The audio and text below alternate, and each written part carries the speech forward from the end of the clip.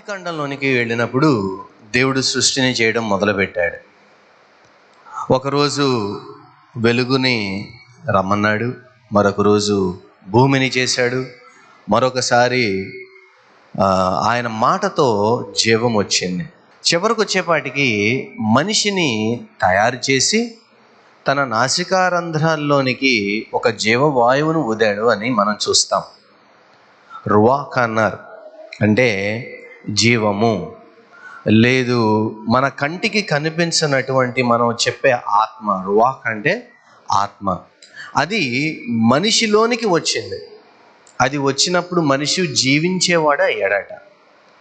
అంటే ఇది ప్రాముఖ్యంగా మనందరికీ తెలిసిన వాక్య భాగమే. రూపము లేని ఒకదానికి రూపము తీసుకురావడం, ఎడాపెడా అటు ఇటు లేకుండా మ్యాథమెటికల్ సైంటిఫికల్ ప్రిన్సిపల్స్ను పాటిస్తూ దేవుడు ఒక చక్కటి అందమైన సృష్టిని చేయడం, ఆ తర్వాత ఆ సృష్టిలో జీవాలను తీసుకురావడం, తీసుకువచ్చిన వాటిని ఏలడానికి నడిపించడానికి మనిషిని చేయడం, వీటన్నిటినీ చేసిన తర్వాత దేవుడు ఆయన రెస్ట్ తీసుకున్నట్లుగా మనం చూస్తాం. అక్కడ సీన్ కట్ చేస్తే మార్కు సువార్త 5వ అధ్యాయము 22వ వచనం, ఆయన సముద్ర తీరమున నుండగా సమాజ మందిరపు అధికారులలో యాయీరును ఒకడు వచ్చి ఆయనను చూచి ఆయన పాదముల మీద పడి, నా చిన్న కుమార్తె చావనై ఉన్నది, అది బాగుపడి బ్రతుకున్నట్లు నువ్వు వచ్చి దాని మీద నీ చేతులు ఉంచవలనని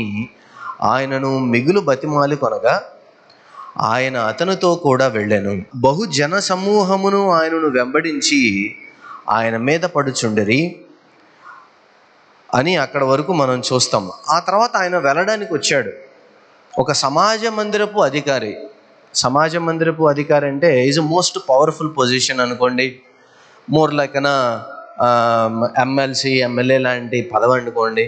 ఆయన కింద మరి కొంత బలగం, కాస్త ఆస్తిపరుడు, అలాగే మరి సైన్యము, వీళ్ళందరూ ఉన్న ఒక అధికారి. యాయీరు అనే ఈ వ్యక్తి వచ్చి రావడం ఏం చేశాడంటే ఆయన పాదాల మీద పడ్డాడు. నా చిన్న కుమార్తె చావనై ఉంది, మంచం మీద ఉంది, నువ్వు వచ్చి ఆవిడ్ని స్వస్థపరచాలని కోరుకుంటాడు. సరే పద అని ఆయన బయలుదేరినప్పుడు అక్కడ కొన్ని ఆటంకాలు వస్తాయి. 25వ వచనం నుంచి 34వ వచనం వరకు చూసినట్లయితే అనేక మంది ఆయన దగ్గరికి రావడం, ఒక స్త్రీ 12 ఏళ్ల నుంచి రక్తస్రావం కలిగిన స్త్రీ మరి ఆ సందర్భం అక్కడ జరగడం. ఈ సందర్భం జరుగుతూ ఉండగానే 35వ వచనం నుంచి మరలా ముందుకు వెళదాం. ఆయన ఇంకనూ మాట్లాడుచుండగా అక్కడ జనసమూహము, చుట్టుపక్కల స్త్రీ, తర్వాత శిష్యులు అనేక మంది ఆయన మీద పడుతూ ఉన్నారు, స్వస్థత కావాలని అడుగుతూ ఉన్నారు. అప్పుడు అక్కడ మనం ఇందాక నేను నా మాటలో ప్రస్తావించాను, 34వ వచనంలో ఆయన అంటాడు, అందుకు కుమారి అంటాడు. ఈయనకంటే పెద్ద వయసు, కానీ ఈయన ఏమంటాడంటే సోదరి, కుమారి, అమ్మ, నీ విశ్వాసం నిన్ను స్వస్థపరిచిందని మాట్లాడుతూ ఉండగానే జరిగిన సందర్భం ఏంటంటే 35వ వచనం నుంచి, సమాజ మందిరపు అధికారి ఎంట నుండి కొందరు వచ్చి, నీ కుమార్తె చనిపోయినది, నీవిక బోధకుని ఎందుకు శ్రమ పెడతావు అని అంటారు. అప్పుడు యేసు చెప్పిన మాట, నువ్వు వాళ్ళ మాట వినద్దు, భయపడకుము, నమ్మిక మాత్రం ఉంచమని సమాజ మందిరపు అధికారితో చెప్పి పేతురు, యాకోబు సహోదరుడకు యోహాను అను వారిని తప్ప మరి ఎవరినైనాను తన వెంబడి రానియక సమాజ మందిరపు అధికారి ఇంటికి వచ్చి వారు గొల్లుగా నుండి చాలా ఏడ్చుచు ప్రలాపించుచు నుండట చూచి లోపలికి పోయి, మీరెలా గొల్లు చేసి ఏడ్చుచున్నారు? ఈ చిన్నది నిద్రించుచున్నదే గాని చనిపోలేదని వారితో చెప్పాను. అందుకు వారు ఆయనను అపహసించిరి. ఆయన వారిని అందరినీ బయటకు పంపివేసి ఆ చిన్నదాని తల్లిదండ్రులను తనతో ఉన్నవారిని వెంటబెట్టుకొని ఆ చిన్నది పరుండి ఉన్న గదిలోనికి వెళ్ళి ఆ చిన్నదాని చేయి పట్టి, తల్లి తాకుమి అని ఆమెతో చెప్పాను. ఆ మాటకు చిన్నదాన లెమ్మని నీతో చెప్పుచున్నానని అర్థము. వెంటనే ఆ చిన్నది లేచి నడవసాగెను. ఆమె 12 సంవత్సరముల ప్రాయము గలది. వెంటనే వారు బహుగా విస్మయం పొందిరి. జరిగినది ఎవనికిని ఎవనికి తెలియకూడదని ఆయన వారికి గట్టిగా ఆజ్ఞాపించి ఆమెకు ఆహారము పెట్టుడని చెప్పాను. ఈ రోజున మరి ఆయన పునరుద్ధానుడు అయిన సందర్భాన్ని పురస్కరించుకొని మనం ఈస్టర్ పండుగను జరుపుకుంటూ ఉన్నాం. అదే ఆలోచనలో ముందుకు వెళుతూ మరణము ఒకవేళ కాదు, నిజంగా యేసు స్వరాన్ని మరణము వింటే ఏం జరుగుతుంది అన్న సందర్భాన్ని ఈరోజు మనం చూస్తాం. When death listens to Jesus voice. మనుషులే కాదు, దయ్యాలే కాదు, చివరికి మరణము కూడా ఆయన మాటను వినది అన్న సందర్భాన్ని ఈరోజు మీకు చెప్పాలని. సహజంగా ఒకరోజు ఆయన బోట్లో వెళ్తూ ఉంటాడు, మనందరికీ తెలిసిన సందర్భం. గాలి విపరీతంగా వస్తూ ఉంటుంది. శిష్యులేమో మేము చచ్చిపోతాం, నీకు పట్టింపు లేదా అంటే ఆయన వాళ్ళనే గద్దించాడు.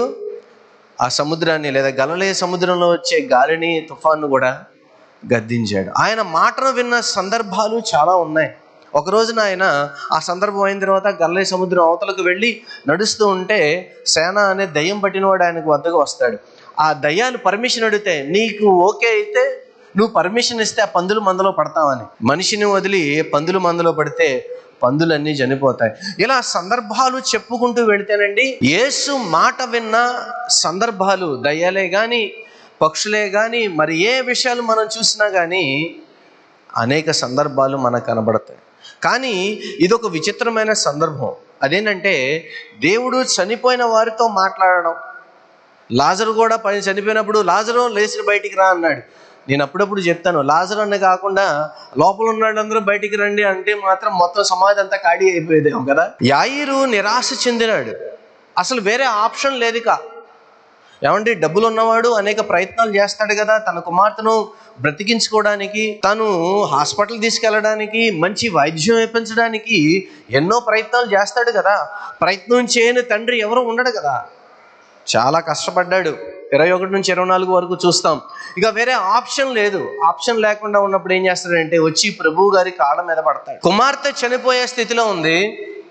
తను అన్ని ప్రయత్నాలన్నీ చేశాడు, కానీ తనకి ఎక్కడా ఎటువంటి ఆస్కారం అయితే కనిపించలేదు. ఒక మాట చెప్తాను నేను, నిరాశగా కనిపించేవి ఎదుర్కొనేవి మీ దగ్గర ఉన్నవి ప్రతిరోజు ఉంటాయి. యాయిరు నిరాశ చెందినట్లుగా అవకాశము లేని పరిస్థితులను బట్టి మనము కూడా అనేక విషయాల్లో నిరాశ చెందుతాం. అన్ని సందర్భాలు అనుకున్నట్టు జరగవు. భర్తను బట్టి భార్య, భార్యను బట్టి భర్త, తల్లిదండ్రులను బట్టి పిల్లలు, పిల్లలను బట్టి తల్లిదండ్రులు ఎక్కడో చోట ఏదో ఒక సందర్భంలో నిరాశ చెందకుండా ఉంటారు అంటే నేను నమ్మను. ఎక్కడో చోట నిరాశ వస్తూనే ఉంటుంది. నేనే అంటాను అప్పుడప్పుడు మా పెద్దాడిని, you disappointed me in this area నాన్న అంటాను. ఈ విషయంలో నువ్వు నన్ను నిరాశపరిచావు నేను అంటాను. తను కూడా నాతో అంటాడు, ఈ విషయంలో నువ్వు నన్ను నిరాశపరిచావు అని. This is a common criteria for every human being. నిరాశగా కనిపించేవి మీ విశ్వాసాన్ని పెంచే ఒక ఇంధనంగా ఉంటాయి. గుర్తుపెట్టుకోండి. దేవుడు వాటిని తీసుకుని ఏం చేస్తాడంటే, ఆయా సందర్భాలను తీసుకుని ఏం చేస్తాడంటే 35వ వచనంలో, నువ్వు భయపడవద్దు, నమ్మిక మాత్రం ఉంచు, విశ్వాసం మాత్రం ఉంచు. మీకు నిరాశగా అనిపించే వాటిని గురించి మీరు నిరాశ పడవద్దు. ఇవి జీవితాంతం అంతా ఉంటాయి. ఇక మనం వీటిని విదిలించుకోలేము. మన జీవితం ఎలాగే ముగిసిపోతుందని మీరు అనుకోనక్కర్లేదు. దేవుడు వాటిల్ని కూడా వాడుకొని ఒక అద్భుతమైన సాక్ష్యంగా మారుస్తాడు, విశ్వాసంగా మారుస్తాడు అంటల్లో ఏ మాత్రం సందేహం లేదు. దేవుడు కేవలము మనలో ఉన్న పాపమును మాత్రమే కాదు, మన వ్యక్తిత్వంలో ఉన్న బలహీనతలను కూడా ఆయన ఎప్పుడు మార్చడానికి సిద్ధంగా ఉంటాడు. మొట్టమొదటిగా ఈరోజు నేను అదే చెప్తున్నాను. అదేంటంటే జీసస్ వెల్కమ్స్ ఆర్ డిప్రెషన్. 5వ అధ్యాయం 35వ వచనంలో అంటారు కదా, వాళ్ళు వచ్చి నువ్వు బోధకుడిని ఇబ్బంది పెట్టద్దు. ఎందుకని? నీ కుమార్తె చనిపోయింది, ఇప్పటికే చాలా సమయం గడిచిపోయింది, కాబట్టి గురువు గారిని ఇబ్బంది పెట్టద్దు. గుర్తుపెట్టుకోండి, అసలు లేట్ ఎవరి వలన జరిగింది ఇక్కడ? ఆయన ఎప్పుడు వచ్చాడు? యాయిర్ ఎప్పుడు వచ్చాడు? మనం పైన వచనాలు చూసాం కదా. తన కుమార్తె సిక్కుగా ఉన్నప్పుడే, మరణ పడక మీద ఉన్నప్పుడే ఆయన ముందే వచ్చాడు. కానీ ఆలస్యం జరిగింది ఎవరి దగ్గర? ప్రభువారి దగ్గర. ఆయన వెళ్తూ ఉంటే ఎవరో స్త్రీ వచ్చింది, వాళ్ళు వచ్చారు, వీళ్ళు వచ్చారు, వాళ్ళతో మాట్లాడితే వాళ్ళు స్వస్థపరుస్తా అక్కడ సమయం వృధా అయింది, అక్కడ కుమార్తె చనిపోయింది. మరి విన్నప్పుడు ప్రభువారు ఏమంటున్నాడంటే, నువ్వు గాబరా పడక్కర్లేదు. మనకు అనిపిస్తుంది ఒక్కోసారి మన సందర్భం దాటిపోయింది, మన చేతిలోంచి వెళ్ళిపోయింది, మనం చేయగలిగింది ఏమీ లేదు.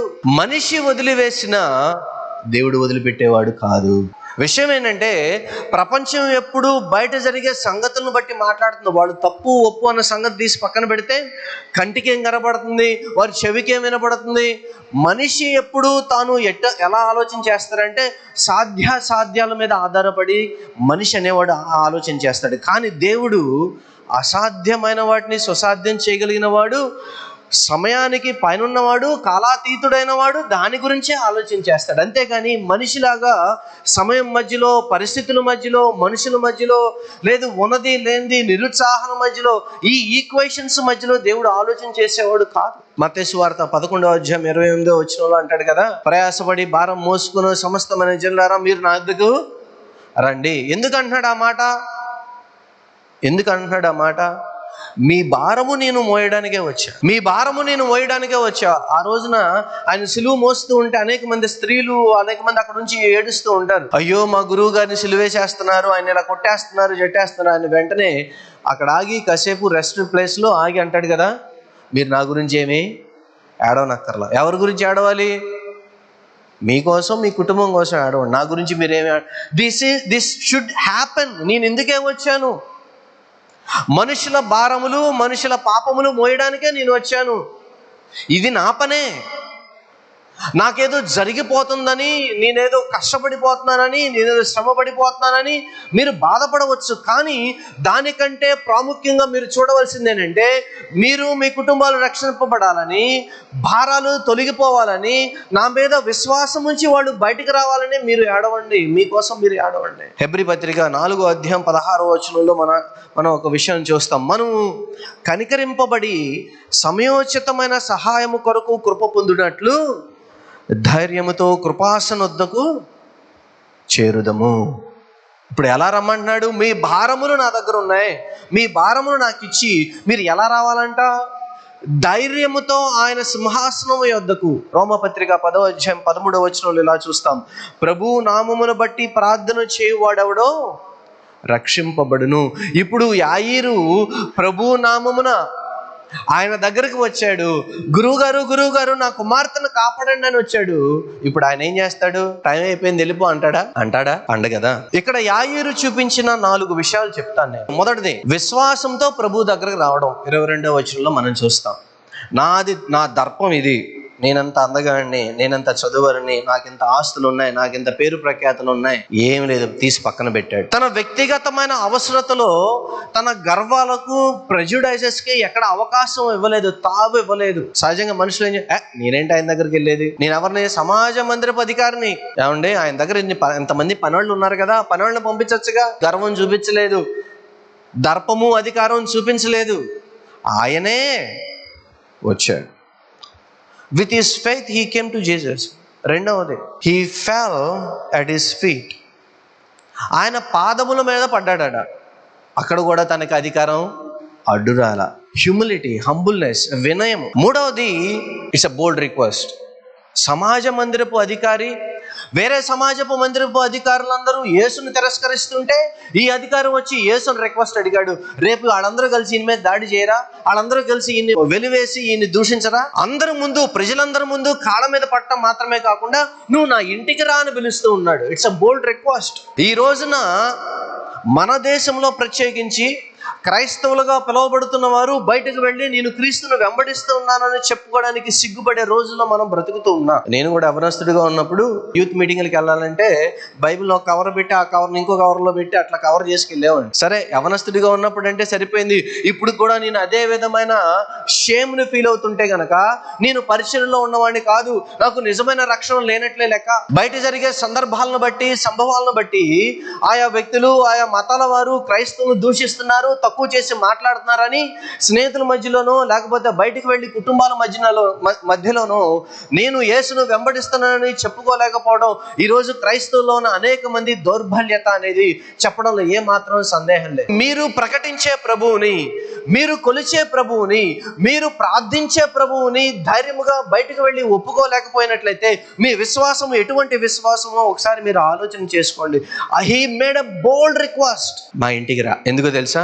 ఆయన శక్తి మీద, 4వ విషయం ఏంటంటే ఆయన శక్తి మీద, ఆయన చేసే అద్భుతం మీద ఆయనకి నమ్మకం ఉంది. He has a confidence in Jesus power. విశ్వాసము అనేదండి, అది ఎవరైనప్పటికీ విశ్వాసము అనేదండి అది కొనసాగింపుగా ఉండాలి. ఈ రోజు విశ్వాసం ఉండి రేపు పోయి మళ్ళీ ఎల్లుండి వచ్చి ఆ తర్వాత అవతల ఎల్లుండిలో అలా కొనసాగేది విశ్వాసం అనిపించుకోదు. ఇదేమన్నా ఆగిపోయి వెళ్ళి ఆర్టీసీ బస్సా, పాడైపోయిన బళ్ళ కాదు కదా. విశ్వాసము అనేది ఈ రోజు నుంచి పరలోకం మీతో పాటు వచ్చేది ఏంటో తెలుసా? ఏమొస్తుంది? మీరు విశ్వాసి కాకపోతే పరలోకానికి ఎలా వెళ్తారండి? విశ్వసించకపోతే రోమపత్రిక మనం చూస్తాం, విశ్వసించు ప్రతి ఒక్కడు ఆయన నామమున రక్షణ పొందును. విశ్వాసము లేకపోయినట్లయితే మిమ్మల్ని రక్షించదు, రక్షణ లేకపోయినట్లయితే మీరు పరలోకం పోరు. అంటే విశ్వాసము అనేది మీ పరలోకములో ఉండే కొనసాగింపు. విశ్వాసము అనేది అన్వేషణతో ప్రారంభమవుతుంది. నా విశ్వాసం అన్వేషణతోనే ప్రారంభమైంది. నాకేమైంది? నేను ఎందుకు ఇలా ఉన్నాను? నన్ను కాపాడేవాళ్ళు ఎవరు? నా స్థితిగతులు మార్చేవాళ్ళు ఎవరు? నా అనారోగ్యం తప్పించేవాళ్ళు ఎవరు? నా కుటుంబ పరిస్థితులు మార్చేవాళ్ళు ఎవరు? అన్వేషణతో ప్రారంభమవుతుంది విశ్వాసం. అక్కడ ప్రారంభమై ఆ తర్వాత అన్వేషణ కాస్త విధేయత అవుతుంది. నువ్వే నా దేవుడువు, నువ్వే నా రక్షకుడవు, నువ్వు తప్ప వేరే దేవుడు లేడు, ఈ పరిస్థితుల్లో నుంచి నన్ను విడిపించగలిగిన వాడు నువ్వు తప్ప ఇంకొకడు లేరు. విశ్వాసము అన్వేషణతో ప్రారంభమై విధేయతో కొనసాగి నమ్మకంతో మరింతగా పెరుగుతుంది. యాయిరు కూడా అంతే, మీరు కూడా అంతే, నేను కూడా అంతే. మీ విశ్వాసము ఎలా మొదలైందో చూసుకోండి, మీ విశ్వాసము ఎలా కొనసాగుతుందో గ్రహించుకోండి. అప్పుడు ప్రభువారు అంటాడు, రెండో విషయం మనం చూస్తాం, భయపడవద్దు, కేవలము నువ్వు నమ్ము. 5వ అధ్యాయం 36వ వచనంలో మనం చూస్తాం, యేసు వారు చెప్పిన మాట లక్ష్య పెట్టక భయపడకము, నమ్మిక మాత్రం ఉంచమని సమాజ మందిరపు అధికారితో చెప్పి అక్కడి నుంచి ఆయన తీసుకుని వెళ్ళడం జరిగింది. ప్రపంచం అంతానేమో ఆయన ఇబ్బంది పెట్టద్దని చెప్తున్నారు, ఈయన మాత్రమేమో కంగారు పడబాగా అంటున్నాడు. ఎవరి మాట వినాలి? యాయిరు నేనే అయితే ఖచ్చితంగా మేమాంసలో ఉండేవాడిని, ఎటు తెలుసుకోలేని పొజిషన్లో ఉన్నాడు. అవును, చనిపోయిన వాళ్ళు ఎవరైనా బతకడం మీరు ఎప్పుడైనా చూసారా? యాయిరు కూడా చూసి ఉండడం. మరి ఇప్పుడు ఏం చేయాలి? అరే పెద్ద సమస్య వచ్చి పడిందే, వీళ్ళేమో పిల్ల చనిపోయింది అంటారు, ఈయనేమో భయపడదు నేను వస్తారంటే ఏం చేయాలి? మనం చదవడానికి చాలా తేలిగ్గా ఉంటుంది, కానీ ఒక మనిషి యొక్క ఆలోచన మీరు ఆలోచన చేయండి. You just think about that person at that moment. He struggling. వీళ్ళేమో చనిపోయింది వద్దంటారు, ఆయనేమో వస్తానంటాడు, ఇప్పుడు ఏమనాలి ఈయనకి అర్థం కావాలి. విశ్వాసము అనేదండి ఎప్పుడు ఎదుగుతుందో, ఒక మెట్టు ఎప్పుడు ఎక్కుతుందో తెలుసా? భయమును ఎదుర్కొన్నప్పుడు ప్రతిసారి ఒక మెట్టు ఎక్కుద్ది. మీరు మీ భయాలను ఎదుర్కొన్న ప్రతిసారి ఇంకో మెట్టు ఎక్కింది. భయం అనేది ఒక చోట ఉంటే భయం అలాగే ఉండిపోతుంది.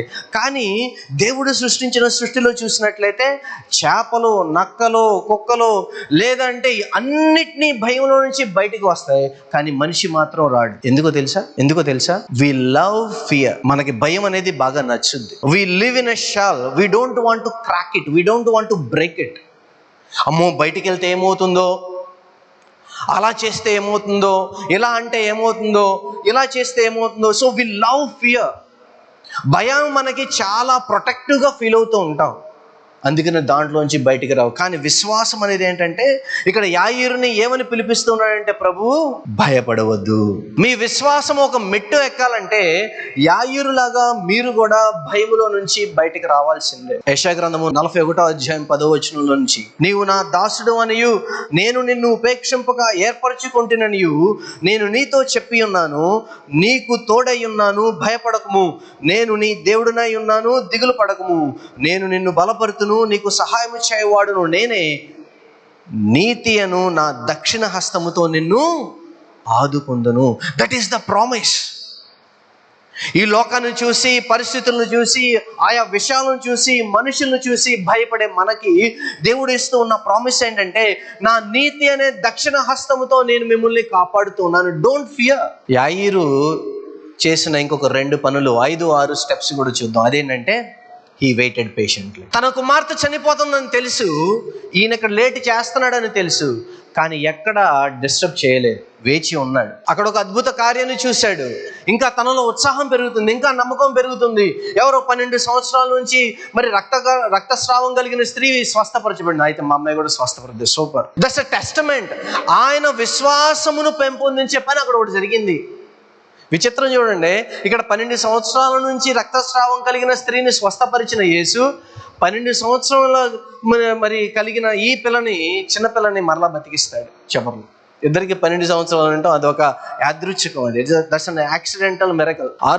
ఆరో విషయం ఏంటంటే, యాయిరు ఎక్కడ తన విన్న బ్యాడ్ న్యూస్, చనిపోయిందన్న దానికంటే తను చూసిన అద్భుతం మీద ఎక్కువ విశ్వాసం ఉంచాడు. నాదో ప్రశ్న ఏంటంటే, అసలు మనం ఎంతవరకు మనం చూసిన అద్భుతాల మీద, ఆశ్చర్యకార్యాల మీద మీరు విశ్వాసం ఉంచుతున్నారు? మీకు ఒకటి లేదు, మీకు ఒకటి కావాలి, మీరు ఒకటి పోగొట్టుకున్నారు, దాన్ని మీరు సంపాదించాలి, మరలా దానిలో మీరు గెలవాలి. కానీ మీరు ఒకటి గుర్తుపెట్టుకోవాల్సింది ఏంటంటే, పూర్వాశ్రమంలో దేవుడు మీకు చేసిన అద్భుతాలు ఉన్నాయి కదా, మీ కంటి ముందు జరుగుతున్న అద్భుతాలు ఉన్నాయి కదా, వాటి మీద మనం ఎంతవరకు దృష్టి పెట్టుకుంటూ ఉన్నాం? That is the question you have to ask your self. మనం అనుకుంటాం అన్ని మన సమయాల్లో జరగాలని, కానీ దేవునికి ఒక సమయం ఉంది, అది ఆయన ప్రకారమే జరుగుతుంది. Whether you wait or not, whether you like it or not, whether you anticipate it or not, it happens at his time only, not your time. మూడవది, ప్రభు కొంతమందినే రమ్మన్నాడు. పెద్ద గుంపు ఉంది ఆయన వెనకాల, కానీ 3 మాత్రమే రమ్మన్నాడు. ఎందుకు 3? ధర్మశాస్త్రము ప్రకారము సాక్షులు ఎంతమంది ఉండాలో తెలుసా? 3. 3 లేదా అంతకంటే పైబడిన సాక్షుల మధ్యలో ఏదైనా జరగాలి. మీరు చూసినట్లయితే అపోస్తల కార్యాల్లో మరి స్టెఫను హతసాక్షి కాబడడానికి ముందు అక్కడ వాళ్ళు సాక్షులను ఎంచుకున్నారు. ఆ సాక్షులకి ప్రధాన ఎవరు? సౌలు. ఆయన తర్వాత పౌలుగా మారతాడు కదా, మనందరికీ తెలుసు. 3 అంతకంటే ఎక్కువ సాక్షులు ఉంటేనే అక్కడ ఏదైనా పని చేయాలి. ఇక్కడ దేవుడు ప్రభువారు అందుకనే తన ఇన్నర్ సర్కిల్లో ఉన్న 3 ఎంచుకున్నాడు. అలాగ పేరెంట్స్ ఉన్నారు, ఆ ఫ్యామిలీ ఉంది, బహుశా ఒక 5-6 మరి 7 అయ్యారు, మొత్తానికి అక్కడికి వెళ్ళారు. So he chose only 3. దేవునికి ఎంత దగ్గరగా ఉంటే అన్ని అద్భుత కార్యాలు చూసే అవకాశం. ఈ 3 శిష్యులు ఎప్పుడు ఆయన వెంట పెట్టుకునే ఉండేవాడు. అరే ఏం చేయండి, ఏం చేయకపోయింది, వాళ్ళ బలహీనతలు ఏంటి, వాళ్ళు ఎంత బాగా చేసిన పాయింట్ కాదు ఇక్కడ. ఈ 3 ఎక్కడికి వెళ్ళినా ఉండేవాళ్ళు. అందుకని అద్భుత కార్యాలు ఎక్కువ చూసే అవకాశం ఎవరికి వచ్చింది? ఆ 3కే వచ్చింది. మీరు అద్భుత కార్యాలు చూడాలంటే నీ ప్రభువుకి నువ్వు దగ్గరగా సాంగత్యం చేయాలి. అలా చేసినప్పుడు అసలు నా ప్రార్థనతో నీకు పని లేదు. యాయిరు చేసిన మరొక అద్భుతమైన విషయం ఏంటంటే, తనకి నమ్మకం ఎంతవరకు ఉందో లేదో తెలీదు. వాళ్ళు ఒక మాట చెప్తున్నారు, వీళ్ళు ఒక మాట చెప్తున్నారు, కానీ తన కంటి ముందు ఒక అద్భుతం చూశాడు. సర్లే, ఇప్పుడు ఎవరిని వెంబడించాలనుకుంటున్నా నేను? I just want to follow Jesus blindly. ఎందుకని ఇక్కడ చేసిన వాడు అక్కడ కూడా చేయగలడు. ఆయన ప్రభువారు పిల్ల దగ్గరకు వచ్చాడు, అక్కడ గోల చేస్తుండే, ఆపండి మీ గోల, మీరు ఏడవద్దు. హెబ్రీలో ఒక కష్టం ఉంది. ఎవరైనా చనిపోతే ఆ చనిపోయిన విషయం 10 మందికి తెలియడానికి వారి ఇంటి ముందు ఉన్న వాకిలి లేదా ఇంటి ముందున్న రోడ్డు మీద కూర్చుని ఏడవడానికి కొంతమందిని వాళ్ళు హైర్ చేసుకునేవాళ్ళు. ఏడుపు గాండ్రు అని ఉండేవాళ్ళు, గత్తెలని ఉండేవాళ్ళు, వాళ్ళని హైర్ చేసుకునేవాళ్ళు. వాళ్ళందరూ గొల్లుగా ఏడుస్తున్నారు. అందుకని ఆయన వచ్చి మీ గోల ఆపండి అన్నాడు. అంట మాత్రమే కాకుండా వాళ్ళందరి ముందు ఈ పిల్ల నిద్రపోతుంది అన్నాడు. వాళ్ళకి ఇంకా ఆశ్చర్యం. ఆయన వచ్చి ఒక మాట చెప్తాడు. ఏంటిది? తలీతా కుమి. అవి 2 పదాలు. చాలా మంది ఒకటే పదం అనుకుంటారు. ప్రభువు ఒరిజినల్గా మాట్లాడిన 2 మాటలు అరామిక్ మాటలు. ఇది అరామిక్ భాష, దాంట్లో ఇది ఒకటి. తలీతా కుమి, 2 పదాలు. తలీతా అంటే చిన్నదాన, చిన్న తల్లి, చిన్నపిల్ల అని అర్థం. కుమి అంటే రైజ్, లెగు అని అర్థం. యూనో ఈ కుమి అన్న అరామిక్ మాటకు ఇప్పుడు ఆదికాండం 1వ అధ్యాయంలోనికి వెళ్దాం. అక్కడ హెబ్రీ మాతృకలను చూసినట్లయితే అక్కడ క్రియేషన్ చేసినప్పుడు దేవుడు ఏం చెప్పినాడంటే, లైఫ్ ఇచ్చినప్పుడు, లైఫ్ క్రియేట్ చేసినప్పుడు ఏమన్నాడంటే రైజ్, లెగు, రా అని పిలిచాడట. ఆదికాండము 1వ అధ్యాయము 26, 27 వచనంలో దేవుడు ఏ మనిషినైతే సృష్టించి లే అని పిలిచాడో, లేపాడో, ఏ మాటతో అయితే అక్కడ జీవాన్ని ఇచ్చాడో జీవరాశులకి, ఇప్పుడు అదే మాటను పట్టుకొని ఈ చిన్నదాన్ని ఏమన్నాడంటే లే అంటూ ఉన్నాడు. అక్కడ క్రియేషన్ ప్రాసెస్ను మొదలుపెట్టిన దేవుడు అక్కడ జీవం ఇచ్చిన దేవుడు ఇప్పుడు అదే దేవుడు ఇక్కడ నిరూపించుకున్నాడు, ఆయన్ను నేనే అని చెప్పుకుంటూ ఉన్నాడు. ఎవరికి తెలియచేయవద్దు అన్న విషయం ఎందుకో చెప్పనా?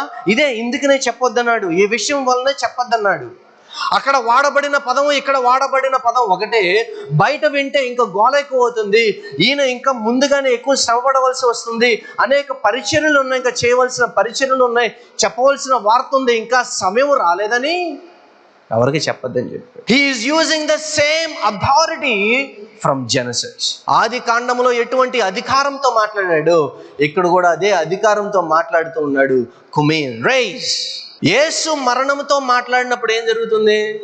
ఆది కాండంలో లేచి నుంచినట్లుగానే ఇక్కడ కూడా లేచి నుంచి ఉంటున్నాడు. చనిపోయిన వారిని తిరిగి లేపగలిగిన దేవుని మాటకి మనలో చచ్చిన స్థితిని లేపగలిగిన శక్తి సామర్థ్యాలు దేవునికి లేవా?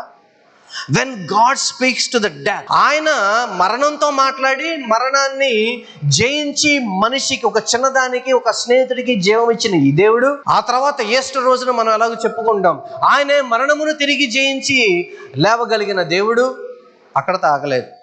ప్రకటన గ్రంథానికి వచ్చినప్పుడు మనం చూస్తాం, చనిపోయిన వారందరినీ మరలా తిరిగి లేపి ఆయనతో పెట్టుకోగలిగిన దేవుడు ఈరోజు మనతో ఉన్నాడు. హల్లెలూయా, హల్లెలూయా. మీరు ప్రకటించే దేవుడు, మీరు వెంబడించే దేవుడు కేవలం క్రియేషన్ మాత్రమే చేసి వదిలిపెట్టిన వాడు కాదు. తాను ఈ లోకంలో ఉన్నప్పుడు మనుషుల్ని తిరిగి లేపినవాడు, ఆయనే తిరిగి లేచినవాడు, మరలా రాబోతున్న రోజుల్లో సంఘమును తిరిగి లేపగలిగిన దేవుడే ఉన్నాడు. అటువంటి దేవునికి మనం స్తోత్రం చెల్లించుకోవాల్సిందే. హల్లెలూయా. మీ స్థితి ఏదైనా దేవుడు మాట చెప్తే మారుతుంది. ఆ దేవుని మాట ఎవరు చెప్పాలో తెలుసా? ఎవరు చెప్పాలి దేవుడి మాట? కేవలం మేమేనా, నేనేనా? కాదు. ఆయన వెంబడించే ప్రతి ఒక్కరికి ఆయన వెళుతూ అధికారం ఇచ్చాడు. మీరే అధికారులు. మీరే చెప్పండి. ఆ చచ్చిన స్థితి, మీరు ఎదుర్కోలేని స్థితి, మీరు భయపడే స్థితి, మీ అప్పు, మీ బాధ, మీ కష్టం, మీ నిరాశ, మీ depression, whatever it is, you just speak it to it. దాని చెవిలో చెప్పండి. ఏమని? మరణమును జయించిన ప్రభువుని కొనసాగుతున్నాను, నమ్ముతూ ఉన్నాను, వెంబడిస్తూ ఉన్నాను, నువ్వు మారాలని దానితో చెప్పండి. మరణంతో మాట్లాడగలిగిన దేవుణ్ణి మీరు కొలుస్తూ ఉన్నా, మనం కొలుస్తూ ఉన్నాం. చచ్చిన వాడలా బతకద్దు, చచ్చిన వాటిని పెట్టుకోవద్దు. ఏమంటే చచ్చిన ఎలుకల్ని, పందుల్ని, కుక్కల్ని ఇంట్లో పెట్టుకుంటావా? తాడు కట్టి బయటికి లాగమా? అలాంటప్పుడు ఆ చచ్చిన వాటిని, లేదు అనారోగ్య పరిస్థితులను, అట్లాంటి విషయాలను, లేదా వ్యక్తిగతమైన విషయాలను ఎందుకని పెట్టుకుని మనిషి కుళ్ళిపోతాడో నాకు అర్థం కావట్లేదు. పెట్టుకోవద్దు. వాటిని cleanup. Let's clean those things. దేవుడు మీకు సహాయం చేస్తాడు, అసలు ఏ మాత్రం సందేహం లేదు ఆ విషయం. యాయిరు చేసిన చివరి 2 విషయాలు అదేంటంటే, ఆయన ఆశ్చర్యపోయాడట, నమ్మాడు, కానీ అలా జరుగుతుందని అనుకోలే. ఈయన చనిపోయిన వారిని కూడా తిరిగి లేపగలడని ఆయన అనుకోలే, ఆశ్చర్యపోయాడు. ఆ తర్వాత మరలా విధేయత చూపించాడు. Where are you? యేసు తిరిగి లేచిన దాంతో మనం పోల్చి చూసుకుంటే అక్కడ నిరాశ సంతోషంగా మారిందట. అంతే కదా? చనిపోయిందని పిల్ల ఏడుస్తూ ఉంటే ఆ నిరాశ సంతోషంగా మారింది. కొంతమందికి మాత్రమే దాన్ని చూసే అవకాశం వచ్చింది. I don't know whether you are in the list or not. మీరు ఆ లిస్టులో, ఆ గుంపులో మీరు ఉన్నారో లేదో నాకు తెలియదు. 3వది, యేసు చనిపోయిన దానిలోనికి జీవం పోసాడు. అది పునరుద్ధానానికి, అక్కడ పునరుద్ధరణ మొదలయ్యి ఆయన పునరుద్ధరణతో అది పూర్తయింది. అది మనకేం తెలియజేస్తుందంటే, is greater than the death. Ask yourself. ప్రశ్న ఏంటంటే, అపవాది మీ దగ్గరకు వచ్చి మిమ్మల్ని ఏ ఏ విషయాల్లో నువ్వు చచ్చావని గుర్తు చేస్తాను, ఏ ఏ సందర్భాలను మీకు జ్ఞాపకం చేస్తూ ఉన్నాడు. అప్పుడు చెప్పినప్పుడు ఓ పక్కన అపవాది మీకు జ్ఞాపకం చేస్తుంటే, నువ్వు ఇంకా రక్షణ పొందుకోలేదు, నువ్వు ఇంకా మారు మనసు లేదు, నువ్వు ఇంకా మార్పు రాలేదు, ఈ దేవుడు నీ పరిస్థితులు లేడని చెప్తూ ఉంటే, ఈ పక్కన నుంచి మీరు చెప్పండి, మరణంతో మాట్లాడగలిగిన ప్రభువు నేను వెంబడిస్తూ ఉన్నాను. ఇలాంటి చచ్చిన వాటికి అవకాశం లేదు.